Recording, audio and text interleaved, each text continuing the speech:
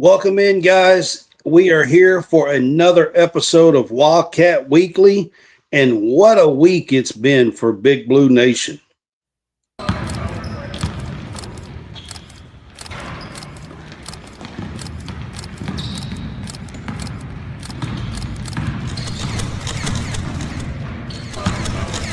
Thank you for tuning.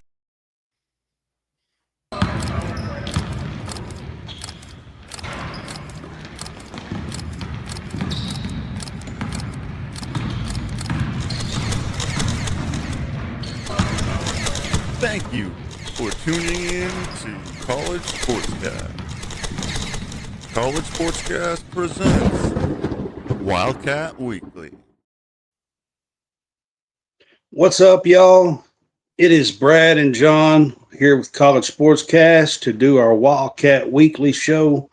It is Monday night, and it seems like we just did a live last Monday night from the game real quick. It seems like that was 2 or 3 days ago, to be honest with you, John. Yeah, it was. Like, this has been one wild week in Big Blue Nation. It's been pretty wild. It has been crazy, and we're going to jump into some stuff. But before we do, let me put up this on the screen. This is talking about our subscription. If you are on Facebook with us, man, we have been growing tremendously. We appreciate you. You can subscribe right now for just 49 cents for the first month, 99 cents after that. I think there's 2 or 3 more spots left on our flash sale. It runs till November 23rd. There was 5 spots. Jump in now for 49 cents a month. You get your own chat and your own page that you can post on as well. So we appreciate that.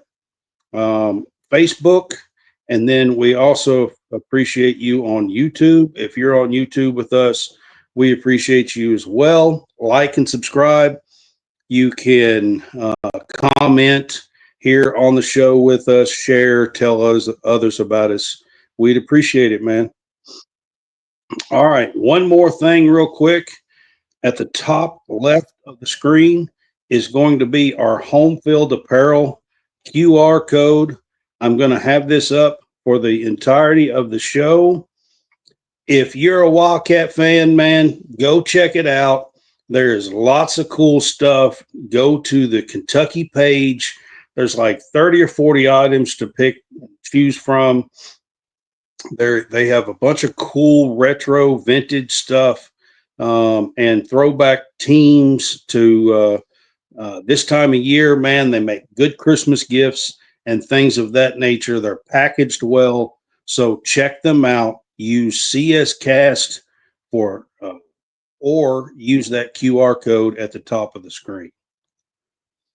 All right, John, it has been a wild, wild week in the world of Kentucky sports, and we have been a part of it. So let's get going here tonight. We're going to jump in tonight to start with. We're going to jump into the football.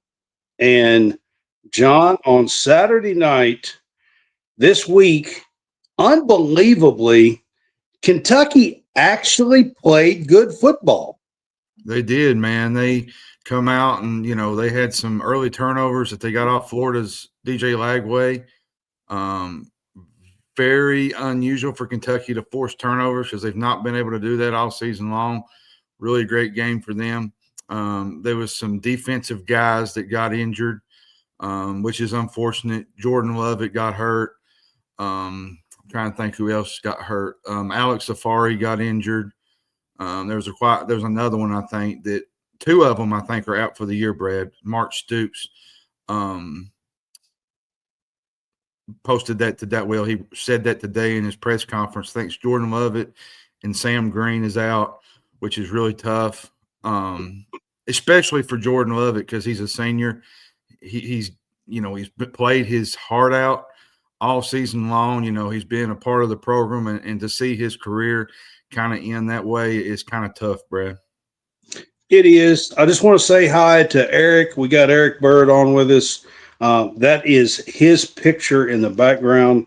You can see his name, bird's eye view, at the bottom left of the screen here tonight. I just want to give a shout out to Eric for helping us out this year with professional photos. And that behind us is one that he took this weekend at the football game. So just want to point that out real quick. But yeah, John, man, Kentucky actually looked like a real football team and played like one, offense and everything. I mean, Their tempo, their offensive tempo. they went to some tempo in this game and ran an actual offense. Mm-hmm. I mean, it was actually not only good to see, but it kind of was crazy. I mean, we haven't seen that kind of stuff all year. Yeah, they led at halftime 24-7. You know, Florida had the pick that led to points. To me, I felt like they just wanted to rip the whole soul out of Florida. You know, Bowley played good, I thought. Seth McGowan played really well. They had a 13-play drive that took a lot of time off the clock, Brad. It felt like a big dagger, you know. And then Dante Dowdell went, 65 yards to cap off. 65 yards right up the middle, man, right to the middle. house. It just felt like a demoralizing game for the Gators. You know, Willie Rodriguez had a big first down. You know, Florida was spinning on that drive. You know, they had Dante Dowdell had a big gain. DJ Miller is playing. He's stepping up. JJ Hister had a big touchdown in the end zone. From there, it was pretty much game over. The offense looked really well, I thought. Now, I will say the sequence before halftime was a little out of – it was a little weird. There was about 2.5 minutes right before halftime that looked pretty sloppy. You had a fumble. You had a interception from both sides. But it was both teams. One team would do it, then the next team would. Then the other team would come on, and they'd have a turnover. And then I'm going to tell you what really started this game was I felt like was the Rayner tip pass that Bryant had. It set up a field goal. I think Rayner got a pick right before halftime. I'm going to tell you something. Rayner is playing some of his best football right now. SEC Co-Defender of the Week announced today, actually. He had 5 tackles, a sack. I think he had a pass breakup. I'm going to tell you, the defense has stepped up defensively with all these guys injured. You had Cam Dooley, Quashay Scott, J.Q. Hardaway stepping up. Grant Godfrey is playing. This is a really good, backup guys that are coming in and kind of filling the slot of some of these injured players. And I think that's a big difference and helps with a little bit of depth. Yeah, absolutely. I mean, we'll get to some defense stuff, but there is guys really coming in off the bench. Listen, there's a lot of freshmen and sophomores that are playing now, offense and defense, and we're not really slacking and going down with all of that. So, I mean, it's good to see, to be quite honest with you. The one thing with Florida here, I want to mention, of course, everybody knows that Billy Napier was fired. They got the interim coach, Gonzalez, but DJ Lagway had 3 picks in the first half and was benched after halftime. Yeah, he got benched. That was kind of surprising for me. He got picked off 3 times. He had, I think, 83 yards passing right before the Gators, coaching staff pulled him from the game. I don't know, man. This whole Florida situation is tough. And from an outsider's perspective, it's, you look at what Kentucky has been through with coaching in the past before Stoops got there. There was a couple of years there where it was really, really bad. And Florida is in a process to where I feel like, there's going to be a mass exodus when this season ends. There's going to be a lot of people transfer. I'm not sure if Lagway will. I'm not sure if Verdell Baum will. There'll be a lot of guys probably go to the pros.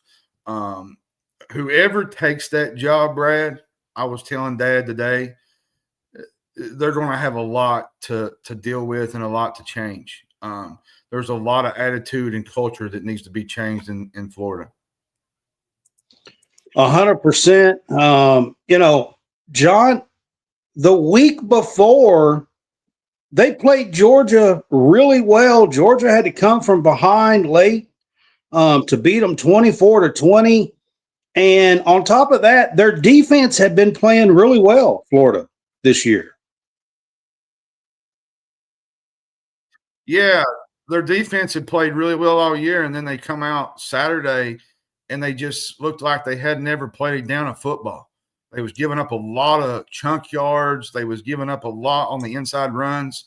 On the 65-yard touchdown run up the middle. You had Cutter Boley was just eating out of their hands, throwing the ball on the backside of the pylon. That was one of the most beautiful throws I've seen Cutter Boley make in quite a while. And that's where I wanted to kind of go with this with Cutter Boley. Like, Boley has transformed into a really, really good quarterback. Everybody looked at last year at the Louisville game and said, well, he might not be a great quarterback. Well, you know what? He's proven that. He went to Auburn. He won. He showed it in the Tennessee game. He showed it in the Florida game. Listen, Cutter Boley is the future of this program, and we need to stand behind this kid because this kid has an arm talent and he can play some football. 100%. I'll talk a little bit more about Cutter in just a few minutes, but my next segment, John, I want to ask you about the dominant defensive performance, and I have a stat for you. Florida's longest drive the entire game was 35 yards. Yeah, that was tough. Kentucky held them. They had one drive of 13 yards on a muffed punt. Outside of that, Kentucky would have held them scoreless. Their longest drive was a 35-yard drive. Yeah, it would have been 38-0. And here's another thing. You got the wins against Auburn and Florida, and everybody says, well, they're not great football teams. Well, you play the schedule that you play. Now, you look back at the Tennessee game. You look back at the Texas game. Well, the Texas game, but I'm talking about from the Tennessee game. Everybody thought, well, the defense was not that great. Well, me and you mentioned this before that game. I felt like Tennessee's – the way they run their offense was just simply a bad matchup for Kentucky. It is. Heupel is a bad matchup. It kind of reminds me of the Steve Spurrier offense, to be honest with you. I've been saying that for a while.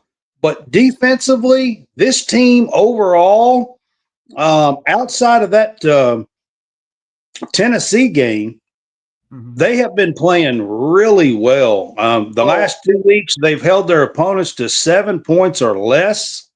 That's not easy to do in the SEC. Well, and the thing is, they're getting guys like Nasir Addison, Cam Dooley, Grant Godfrey, Lorenzo Cohen, Austin Ramsey's playing, Jalen Williams, a bunch of rotation guys.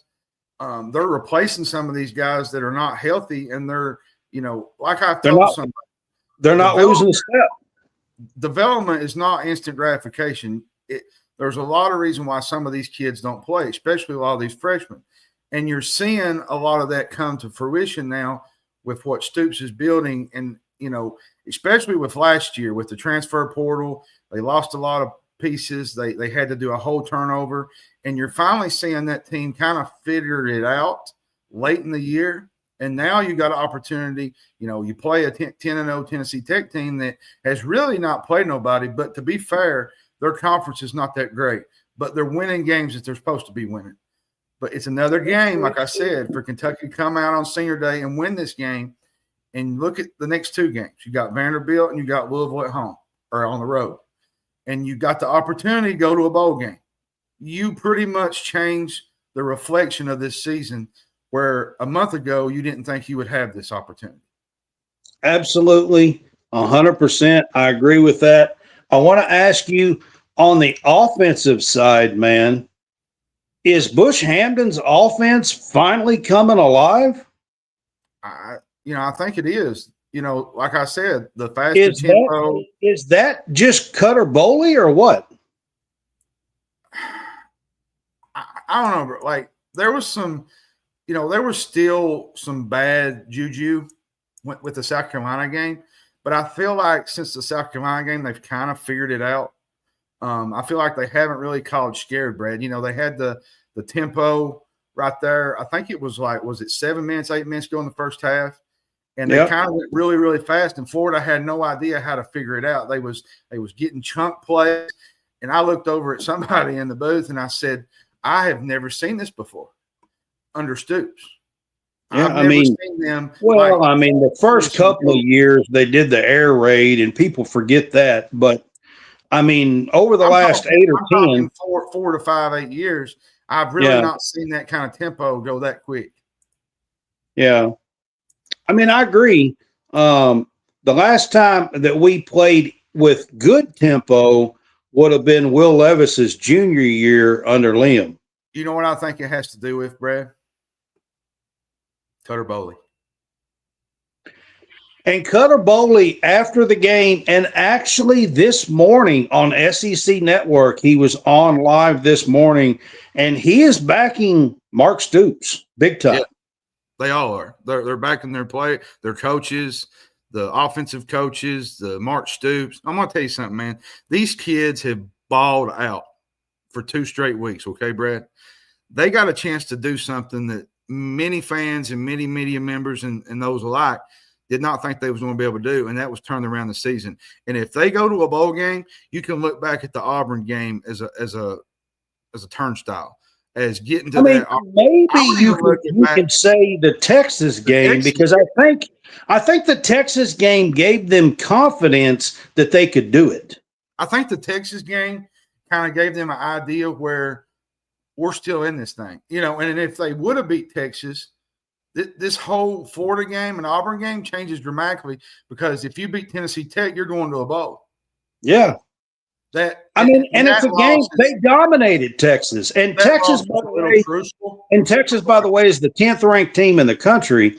And if you look at all the stats, they dominated Texas. Again, they could not move the football. They barely had drives over 30, 40 yards. They could not move the football the entire game. This defense has been playing lights out, except for one bad game over the last 4 or 5, to be honest. Bowl possibilities. And this is something, John, like you said, a few weeks ago, we would have thought this was never a possibility. It was setting 2-5, just got blown out at home against Tennessee. I'm going to be honest with you, Brad. And now they're 4-5. Have a game that should be winnable this Saturday. Now, we're going to get to that game next in a topic, but that does leave 2 road games at Vandy and at Louisville.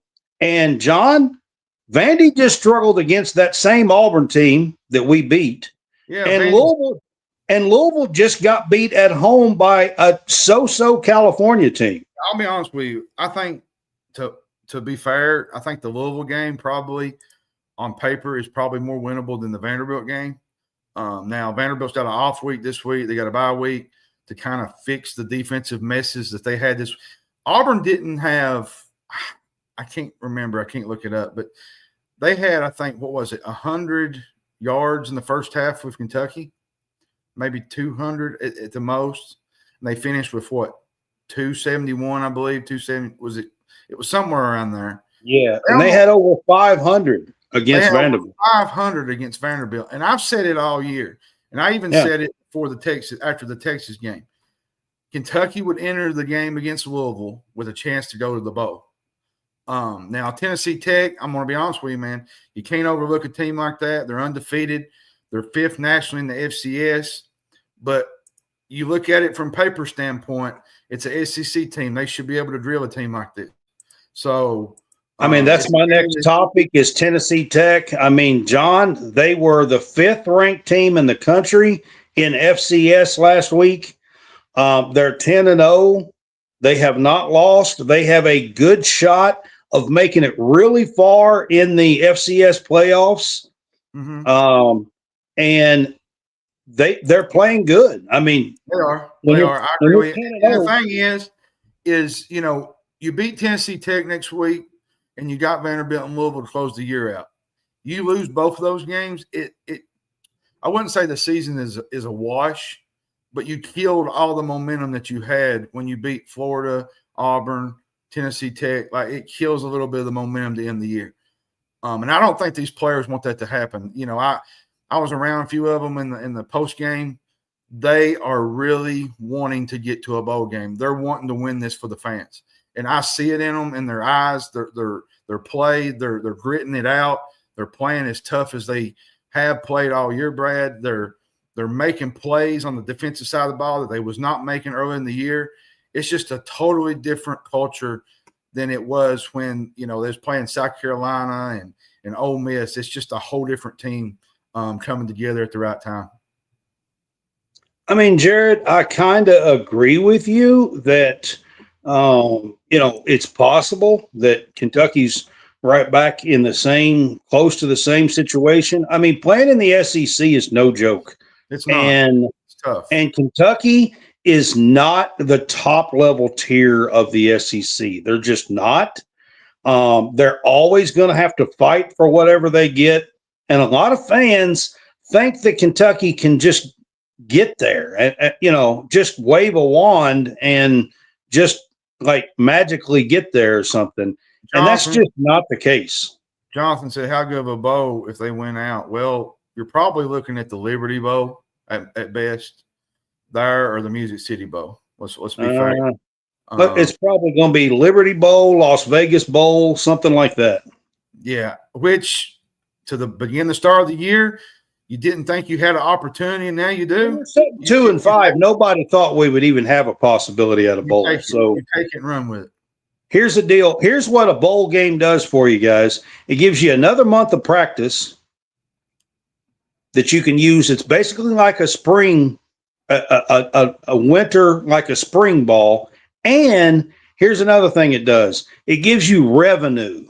That's what the big thing is in this world right now of college sports, is it gives you revenue. So by the time you get extra revenue from the SEC plus what you get from the bowl, you're looking at $5, $6, maybe even $7 million with TV revenue on top of it, just for making a bowl. That's big money, John. Yep, it is.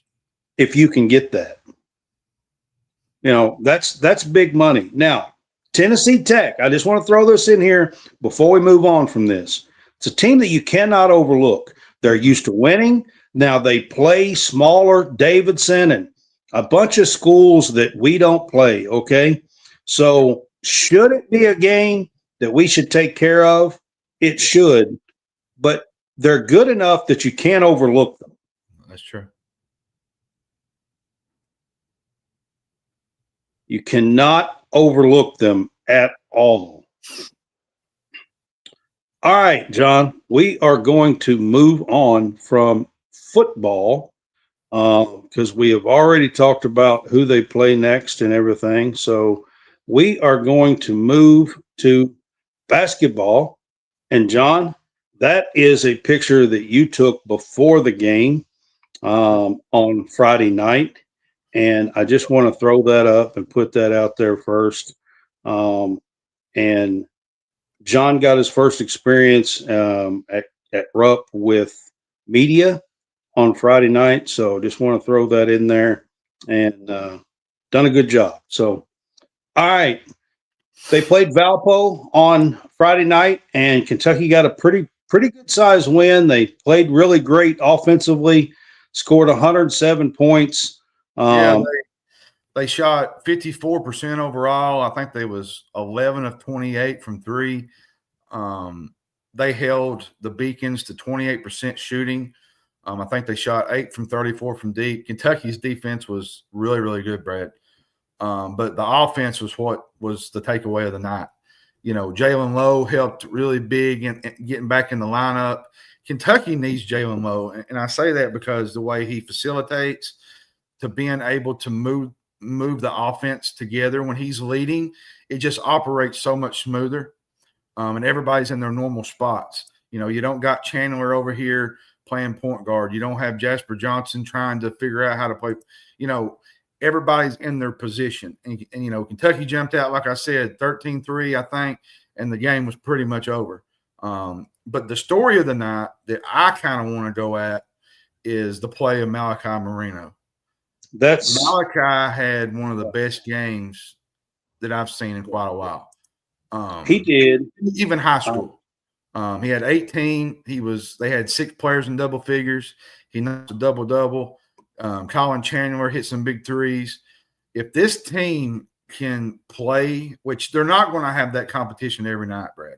Let's be honest. Valpo's not going to be the competition every night. You know, they got Louisville tomorrow night. So if they can continue to build on that offensive performance they did Friday night, this Kentucky team is going to be a special watch.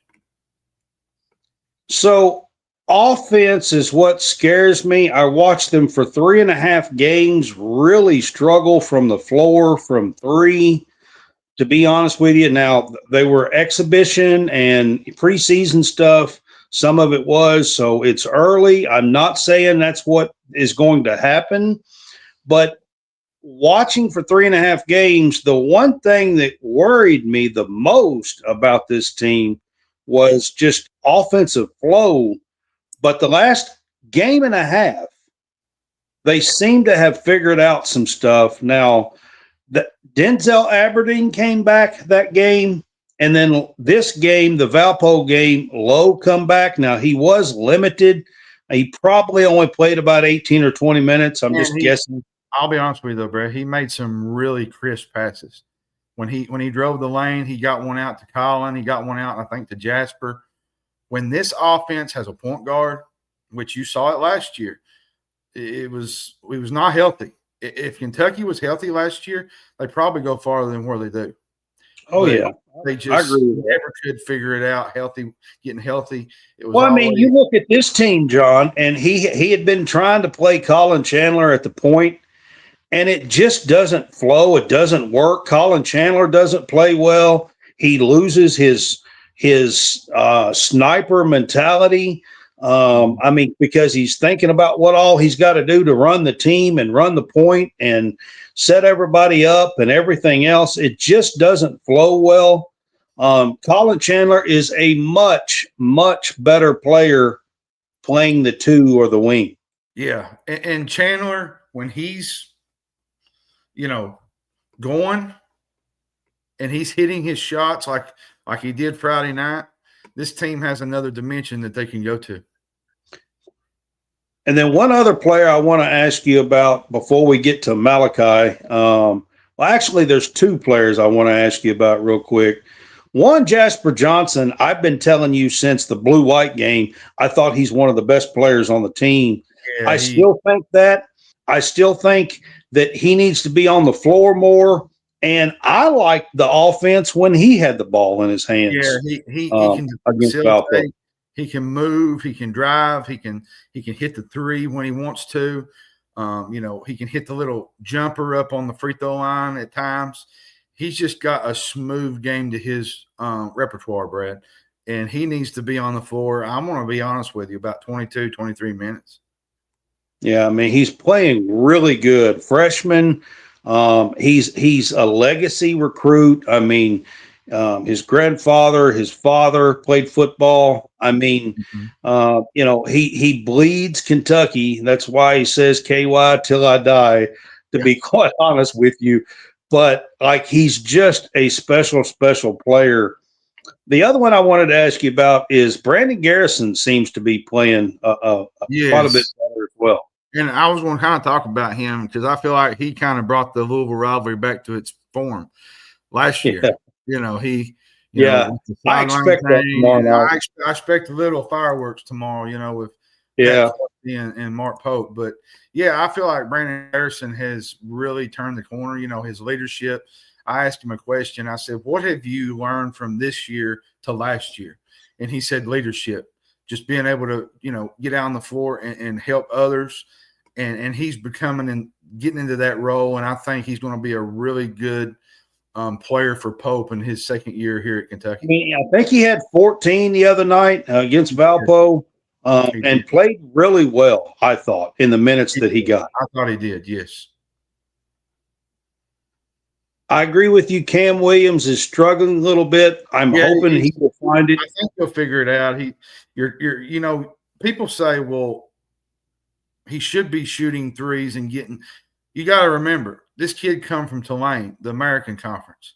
It's a little higher up when you go from American Conference to the SEC. Plays a little faster, the talent's better. I mean, and it's just going to take him some time, but I think Cam will get it going just like everybody else.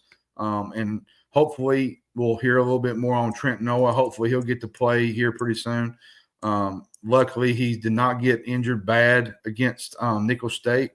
That could have been a devastating loss this early in the season, but thank God he's okay.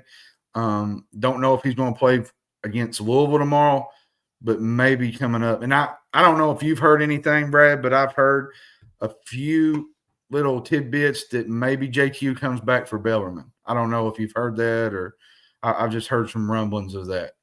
So that seems pretty quick, but I don't know. I mean, I'm just trying to read the tea leaves on Twitter, but all right, let's get to for me, but let's get to Malachi. You know, a Lexington native, to be honest with you. I mean, he's just a few miles down the road from Lexington. He's not classified because he's played at Great Crossings, but he's basically a Lexington kid. He grew up playing there, within shouting distance, basically. Freshman and second game, a double-double, 18 points, 10 rebounds. The one thing I will say, man, he's got to work on his free throw shooting, but outside of that, he's playing pretty well. Yeah, he can move for his size, you know, under the goal. He can, you know, take a charge. He can do just a little bit about everything for his size.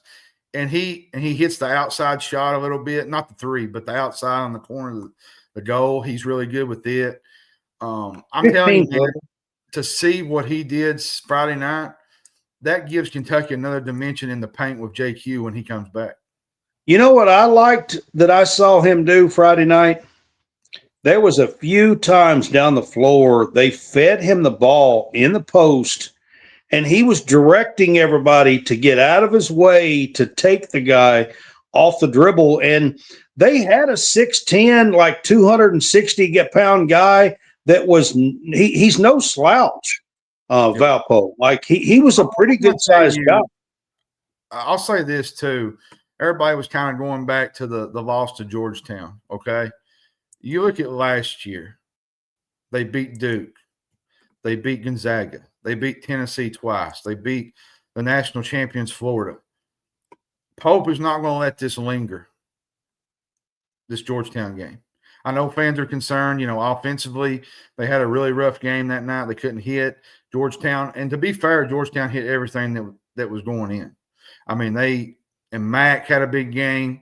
KJ Lewis from, you know, the Arizona product, the transfer, he had a big game. Like, I don't put much stock into exhibition games, but I do agree that sometimes, you know, the offense does go into a stagnation mode. I'm going to be honest with you. I think we had some players out, and I don't think the effort just wasn't there. I don't think they wanted to, like they just wanted to be there.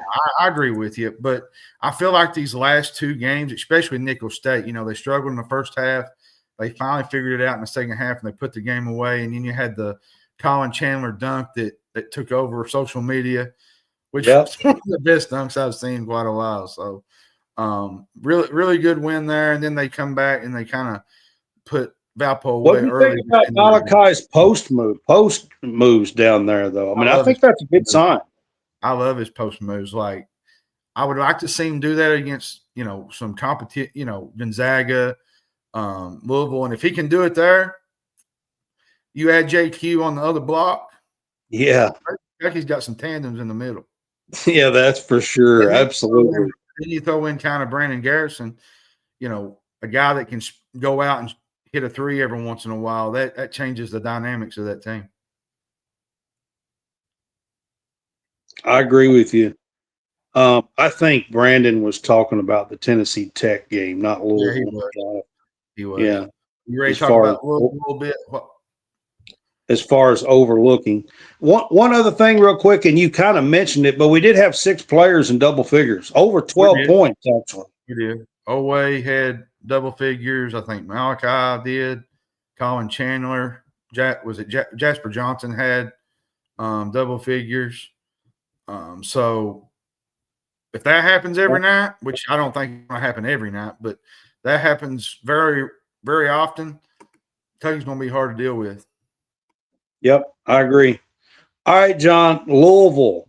Unbelievably, Louisville is tomorrow night. Guys, it's November the 11th. Listen, I know that the players have been chirping, Louisville players and everything, but even despite all of this, I'm just not ready. This is way too early for me. I can't even wrap my head around it. Yeah, you're used to it being around Christmas, and it just feels like it's just a bland game this early. You know what I mean? Like to them, it's not. And it's a Tuesday night. I mean, this game is supposed to be a featured game on a Saturday. Yeah, it's a little different. I agree with you. There's a lot of high hopes for both of these teams. Like, this is a huge game, Brad. As far as going down the road, it's a big game to put on your resume. Kelsey's got a really good team. Isaac McNeely, Ryan Conwell, they got Adrian Woolley. Then you kind of add in the freshman Michael Brown. He's really, really good. And Hadley, to Sean Pryor, the guy that made a comment about Kentucky going out of his press conference, said, you just have to read it. I ain't going to say it on live podcast, but he basically said out the door and said, we're ready for Tuesday, and said F them, basically. Yeah. So I feel like there's a lot of juice with this game now. Pat Kelsey, Mark Pope. I'm going to tell you, Brad, this game's not going to be easy. I think it's going to be really tough. And I think with Pat Kelsey there now, I think this game's going to be a lot more competitive in the future. You had the lovers spat back in, what was it, early this summer with Pope and with Kenny, the recruit. Something happened between Pope and Kelsey. Somebody made jokes and had punching bags and boxing gloves, and it was just. There's been a lot of weird things. There was also the dream that Pat Kelsey had about Mark Pope and him. Like, it's just been some weird stuff. Yeah, just a little bit of nothing, to be honest with you. A bunch of competitive stuff. But overall, I'm excited, Brad. I think it's a big game for both teams. I think both of these teams want to win this game. You had Oway talking about it today. He wanted to win this game for the Commonwealth. So, big game tomorrow night. What I liked about the press conferences today, a couple of players was talking about it and was asked about the Pryor kid. And what I liked about everything that I have seen from the Kentucky players is they all have said, let's bring it Tuesday night on the floor. I agree. That's what I like. Let you play, do the talking. The whole running your mouth before the game. I mean, honestly, it's not a good look. Not only is it not a good look, most of the time it backfires. It's just not something that I would want my players doing if I was the coach, to be honest with you. Now, if you want to say something after the game and after you won and after you kicked somebody's tail and you want to say something, then I'm not completely against that. Before the game, it usually doesn't work out, to be honest with you. No, it don't. I don't like that. But I will say this. Louisville has improved 100%. And they shoot the three good too. I think, John, they're favored about 3 points tomorrow night. Do you have a problem with that? No, I do not, because I feel like as going in as an underdog, you have that underdog mentality of going in there and shutting them up. You know, that's the thing. Like, as a competitor, you go in there and you do your game and you let your game do the talking. And I feel like that's what Kentucky's going to do. Like, you know, you was talking about Louisville. Let Louisville do the talking, and you'll go in and play your game. I mean, there's some fans today that was talking about how in the world is Louisville favored and blah, blah, blah, and all this other stuff. Look, they're an 11th or 12th ranked team, depending on which poll you look at, I believe, at home, playing the number 9 team in the country. It's not that big of a deal to fathom that they might be favored in this game, to be honest with you. If this was at Rupp, Kentucky would probably be favored 4 or 5 points. Yep. So I don't think that's that big of a deal. Tomorrow night should be fun. I plan on watching it with my son and maybe fixing some popcorn and trying to enjoy a little bit of the game tomorrow night, to be honest with you. I might even say a cuss word or two. I'm not sure. We'll see. At least Pope's not on jury duty tomorrow night. That's another one. So, oh my goodness, that was so ridiculous. Doesn't a judge in Kentucky know better that you're not supposed to be doing that? You're not supposed to be doing that during the season. I mean, come on. You would think. Yep. I mean, for real. All right, we're going to get to the women's basketball side of things here. So here at Wildcat Weekly, we're going to talk a little bit of women's basketball too. They played 2 games since we last was on. We did our Monday night show after their first game. They played Thursday night and they played yesterday in Buffalo. Yep. Yep. They played yesterday in Buffalo. Kentucky women is setting at 3-0. Today, a new AP poll come out. They went from 24 to 23 in the AP poll. They did move up a spot after starting 3-0. Now, they haven't played anybody great yet. They've been winning, by a big margin. They on Thursday night, they too scored over 100 points in a game. First time since like 2017 that the girls. And they play South Carolina Upstate this week. They do. The girls had not scored over 100 points since like 2017 in a game.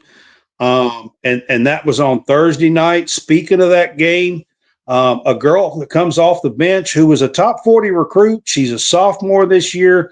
She come in off the bench and exploded with 6 3-pointers in that game and led the Cats.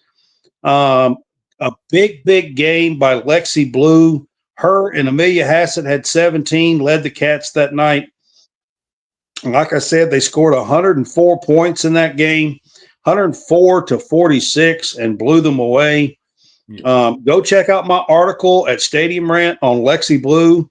I wrote an article about her for that game. And then Clara Strack yesterday. This is a picture of Clara Strack and dominant in her hometown.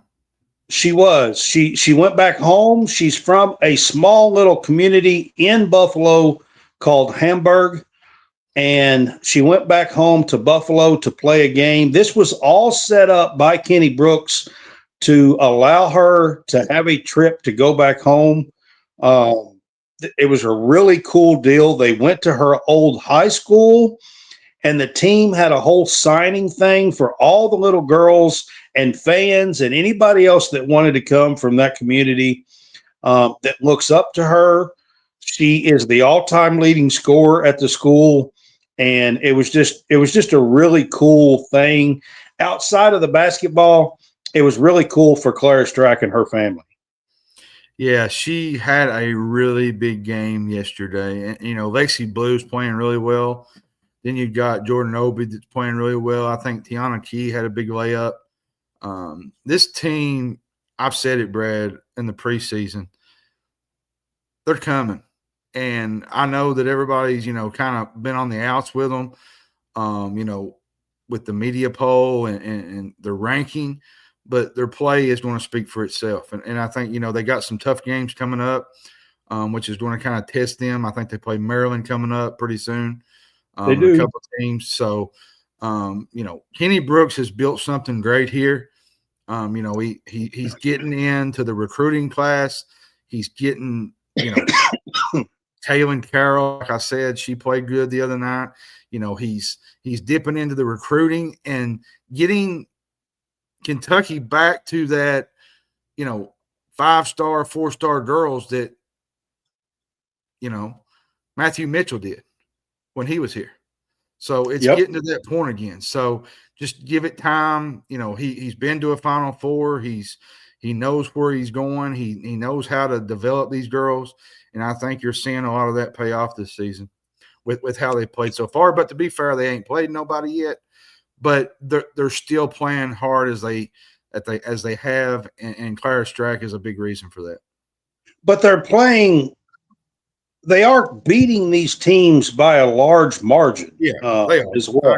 I agree with you. So, they had a 58-point win on Thursday night. They had a 34-point road win yesterday in Buffalo. And that team tried to be kind of physical. There was an altercation in the game. Clara Strack got pushed in the back. Tiani Key tried to jump in the middle of it. And Clara Strack and Tiani Key both got flagrant 1 fouls in this game yesterday. Yeah, they're tough. They're tough gals, I can tell you. I'm telling you. They didn't back down from nobody. I'm telling you. Both of them had double-doubles. Clara had 27 points, which is a career high. Her 25 was her career high. She had 27 points, 12 boards, 4 blocks. And then Tiani Key had 17 points, 12 rebounds as well to lead the Cats to victory, 81-47 yesterday. That's 2 games in a row. They've held their opponents to 46 and 47 points. That's pretty good defense. Under 30% shooting for both of them. They've played 3 games. They have 31 blocks. They led the SEC in blocks last year. Led the country in blocks last year. They're on the pace to do that again with the big girls that they have. And John, you're talking about recruiting. I put a post up today at College SportsCast on Twitter and on Facebook. You can check it out. The early signing period starts Wednesday, the 12th. Kenny Brooks has one of the top 2 or 3 classes of 2026 in the country committed right now. If he can get those, one of those is the sharpshooter, Maddie Greenway. Madden Greenway is a lightning fast point guard. She's one of the top 10 player, 5-star. Savvy Swords is a top 10 6'1" wing. And then you have a lights out shooting guard. Her name is Emily McDonald.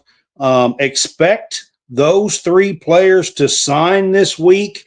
And if they do, Kentucky will have most likely a top 2 or 3 signing class in the early signing period. Now, it's not over. And that's not counting the transfers they'll get at the end of the year. Right. It's not over. There's still recruiting that'll go on in April and May of next year. So that's not it. But early signing, they have one of the best classes in the country. They do.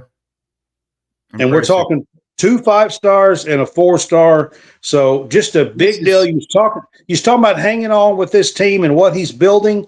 It's pretty exciting. Well, and the thing is, too, Brad, it's only took him 2 years to do it. Yep. Absolutely. That shows what kind of coach he is. Absolutely. He's been hitting the transfer portal too. I think he'll do that. Talking about this team, though, Josie Gilvin has been playing pretty good too. She come off the bench and put up about 5 points. Kaylin Carroll had her career high so far, 8 points off the bench yesterday in this Buffalo game as well. So there's been a lot of players playing well. And this team, John, they play at home on Wednesday night They play South Carolina upstate. But after that game, 5 of the next 6 games are on the road. Yep. Tough stretch coming up. They'll be It challenged. is. It is a tough stretch. They play Louisville on the road in that stretch. They play Maryland in Puerto Rico. They play and Purdue. then they come back and they play at Miami in the ACC SEC challenge. Then they play Purdue, I think, at home. They do. They get Purdue at home.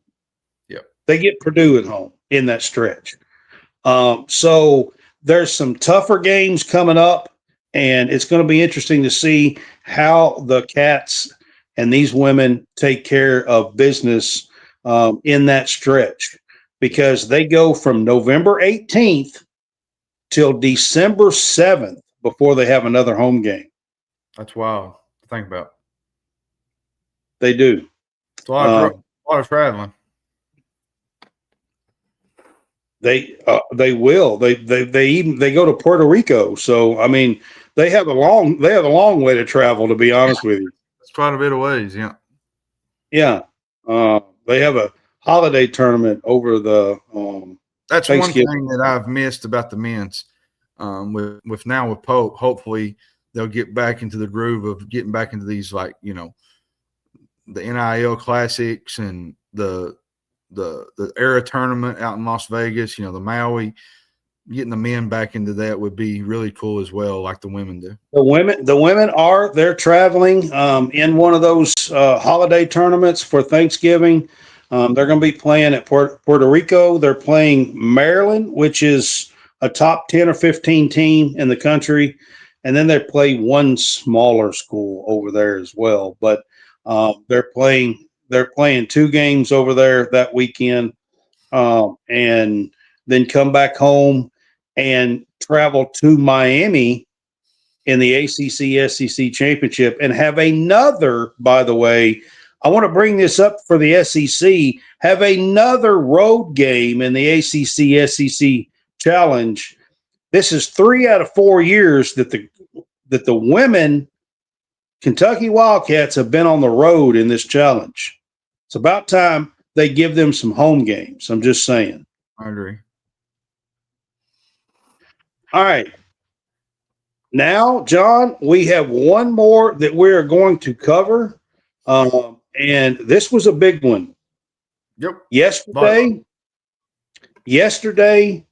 the volleyball girls got a huge win at home in a sold-out Memorial Coliseum against the rival Tennessee Vols. They won 3-1. John, I'm going to give you a number. There was 6,236 people at this volleyball game yesterday. That's insane. The number 2 team in the country played number 19, Tennessee. Tennessee actually come out strong and won the first set. And then Kentucky ran off 3 sets in a row, despite that Eva Hudson turned her ankle and set out for a little bit and then come back in. She still had 19 kills and helped the Cats win. Yeah, they're playing impressive right now, Brad. They're doing some special things. You know, they've won the SEC. You know, they take down Tennessee. They've had a 17-game win streak. Now Tennessee, I think, won the first set, but the Wildcats took the next 3. They did. Eva Hudson's playing really well. Brooklyn DeLay's playing well. Cassie O'Brien is playing really well. Kennedy Washington is playing well. Just this whole team is playing great at the right time. And now you kind of set your sights on, I think, Arkansas and I believe it's Oklahoma coming up. And then you kind of figure out the SEC tournament. And then hopefully you can get to the title game and you get a rematch with Nebraska. You get an opportunity to play Nebraska again. And hopefully this time the Cats can kind of figure it out and and not let that, because they was ahead of Nebraska 2 sets, and Nebraska came back, which Nebraska's a really tough team anyways. They play good. They play good all year. They've not even lost a game. And you said something about they haven't lost a set since that Kentucky game. They have not. They've won over 40 straight sets, and that's impressive. That's really impressive. So, and then talking about this game yesterday, John, I want to bring this up. So, one of the first Wildcat Weeklies we did here, first or second one, we had a current player on. Asia Thigpen was on with us for a segment here at Wildcat Weekly. And I got to bring her name up because she had some really nice kills yesterday in this match. I know she had late. I'm not sure what she wound up with, but she had 6 kills and 4 digs late in this match, and she played really well. I thought she done really good coming off the bench in this game. And Asia Thigpen is one I wanted to bring up. And the thing too, it was good to see the fans standing outside of Memorial. They was lined up outside. The atmosphere was insane. You had Craig Skinner at Rupp Arena up on top of the rack. That's what I wanted. He was standing on top of tables at press conferences. He was showing up in the rafters at Rupp Arena.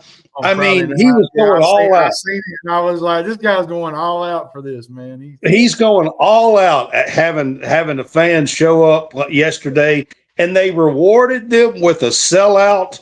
It was the 3rd largest crowd to ever watch a game for Kentucky volleyball, 6,236. Since the 80s. It was the largest since like 84 or something like that, but it was the 3rd largest crowd ever to watch a Kentucky volleyball game. And they get the win over the rival Tennessee Vols. So that's always good. Yep. All right. So I'm going to continue here just a little bit with volleyball. I said that they won the regular season championship, but it's basically, I feel like it's over, to be honest. So they have beaten Texas A&M, and I think Texas A&M is the only other team that has 1 loss. And there's only 2 games remaining. So that's what I mean. I feel like it's within reach. It's almost locked up. They only have 2 games remaining. And John, 9th consecutive SEC regular season championship. That's hard to do, man. John, yesterday, the Kentucky Wildcats won their 24th straight SEC game. You think about it, that's like basketball and football. Do you know how hard that is to do in basketball and football? And this is SEC. These are not like awful teams, okay? No, it's Texas is good. Tennessee is good. Oklahoma is pretty decent.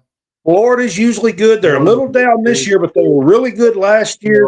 24 straight SEC games that they've won. I mean, it's impressive, Brad. Craig Skinner has an absolute he's got them on a rope right now. They're playing so well. They're number 2 in the nation.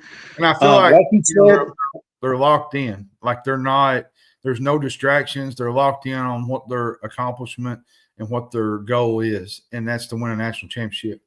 And that's Ava Hudson in the picture with a kill yesterday against the Volunteers in the picture behind us. Again, that picture is by Eric Bird, who was on with us earlier with Bird's Eye View, helping us take some really good. By the way, for those that don't know, he has a slideshow with the football too that he had uploaded. So I forgot to mention that in the football thing. Yeah, there's like over 400 pictures in that thing, man. But it's really cool to watch, to be honest. He's got the catwalk and all the pregame and got a lot of Florida pictures. Plus, he's got Kentucky pictures. So check it out.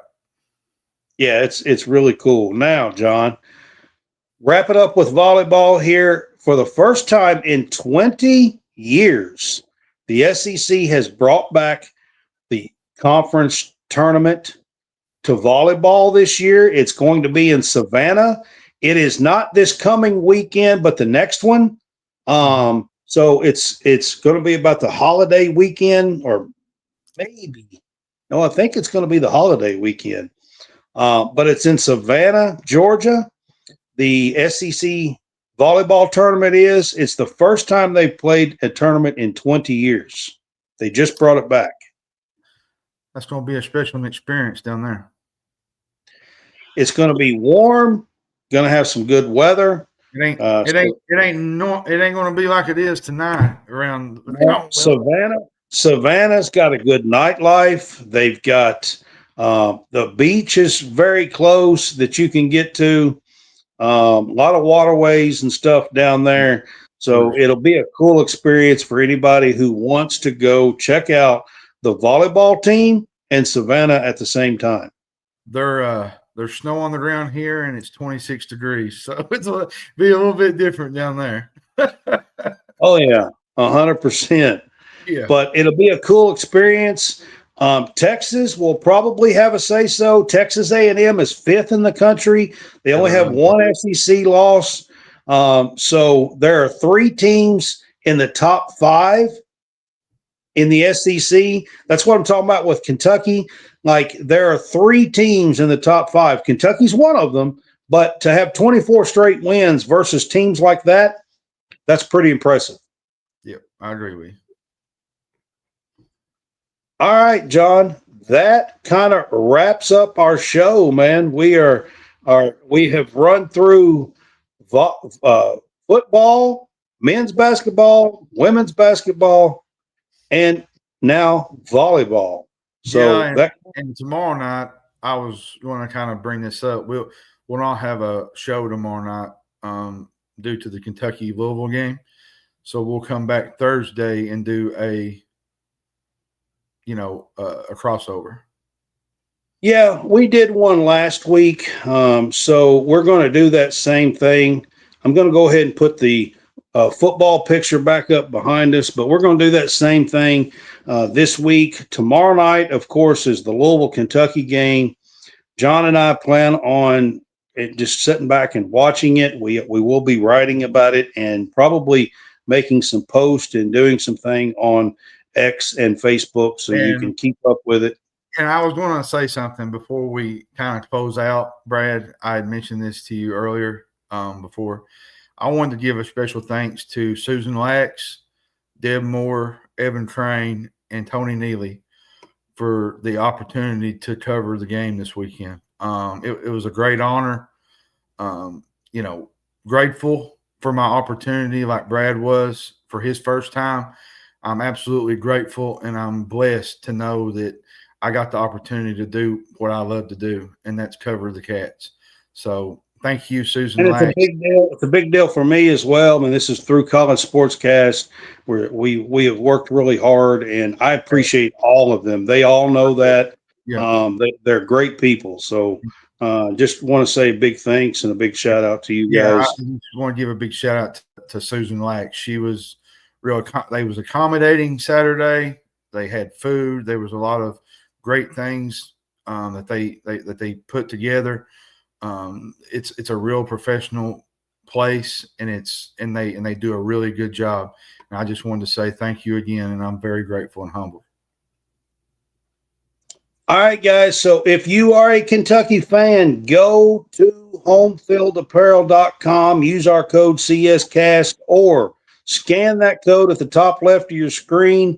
That is a QR code that will take you to Homefield Apparel. Go find the Kentucky gear. There's over 180 teams on that thing, but go to the SEC, find your Kentucky gear, and I promise you, you will not be disappointed with the quality of stuff that you get. Makes great Christmas gifts this time of year. So go check them out. They have great stuff. And that has been at the top of the screen the entire time. Give a shout out to Howie Fresh at the Real Fresh channel. By the way, Dylan Ballard just posted. I just want to give a special thanks to Dylan because he helped me out a little bit tremendously this weekend. Getting me around and whatnot. And I just want to be a special thanks to him. So shout out. Dylan's a cool cat. I appreciate you being here, man. I appreciate that. The Real Fresh channel, YouTube, Stadium Rant. we're writing on those. We with Stadium Rent, check out stadiumrent.com. John and I write all kinds of Kentucky and SEC stuff for them. So check them out. And go to the Real Fresh channel on YouTube as well. I'll just do a plug when I'm here. Check out Dylan Ballard. He does. Sea of Blue. He does. Dylan Ballard is with the Sea of Blue. He does great photos. That's his, and greatly appreciate him and what he does as well. Listen, guys, there is enough room for all of us. I will never, ever, ever, ever say anything bad about other people that inspired me to do this to start with. So honestly, check them out. That comes from the heart, to be honest.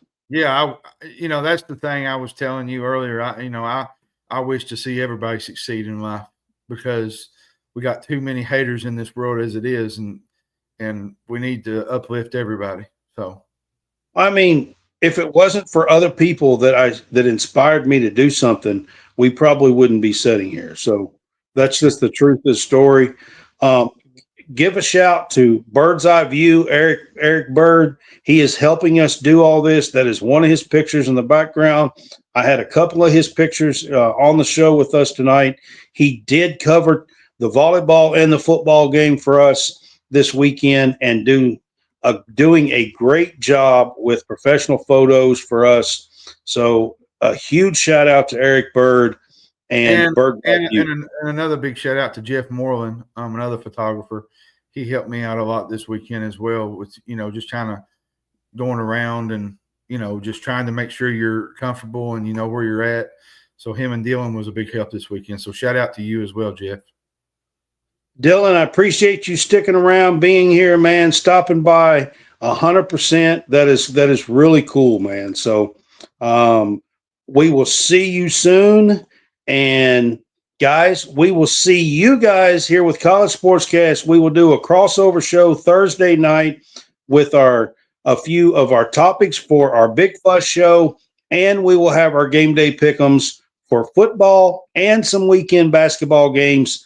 Men's and women's, I'll pick out a few, and we will have some weekend basketball games here for our Game Day Pick'em show. Check us out Thursday night. We will see you guys then. Y'all have a good night, man. Yep. Have a good one.